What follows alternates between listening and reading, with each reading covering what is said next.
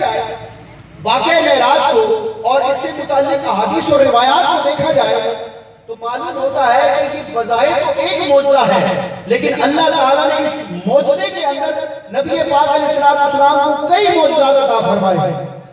اور اس ایک رات میں اللہ تعالیٰ نے اپنے محبوب علیہ السلام کو وہ کمالات، وہ اعزازات بخشے ہیں جو کسی نبی اور رسول کے حصے میں بھی نہیں آئے۔ رب تبارک و تعالیٰ بیان فرماتا ہے سبحان الذی اسریٰ بعبدہ لیلا من المسجد الحرام الی المسجد الاقصی، پاک ہے وہ ذات جو اپنے بندے خاص کو رات کے خفیف سے حصے میں مسجد حرام سے مسجد اقصی تک لے گئی۔ کیوں لے گئی؟ اب یہ ایک متفقہ اصول ہے کہ فعل الحکیم لا یخلو عن الحکمہ، حکیم کا کوئی بھی کام حکمت سے خالی نہیں ہوتا۔ اب دنیاوی اعتبار سے دیکھ لیں، کوئی بڑا دانشور ہو، بڑی عمر کا ہو، تجربہ کار ہو، اگر کوئی بات کہتا ہے، کسی کام کرنے کا حکم دیتا ہے تو ہم بغیر سوچے سمجھے اس کی بات مان لیتے ہیں، اور یہی گمان کرتے ہیں کہ یہ تجربہ کار آدمی ہے، یہ علم سے واقف اور علم سے آشنا ہے، یہ کوئی بات کر رہا ہے تو ضرور اس میں کوئی حکمت، کوئی فائدہ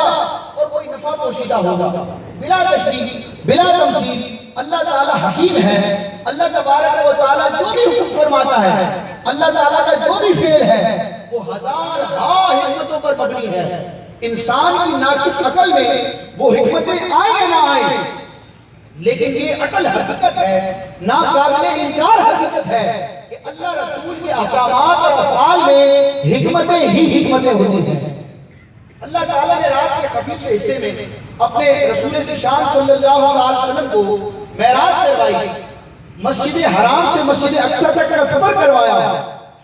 کیوں کروایا؟ پھر مسجد اقصی سے نبیوں کی امامت فرمانے کے بعد آسمانوں کا سفر اختیار فرمایا، سدرۃ المنتہا تک پہنچے، پھر جبریل کو وہیں چھوڑ کر نبی پاک علیہ السلام لا مقام پہنچے، اور اللہ تعالیٰ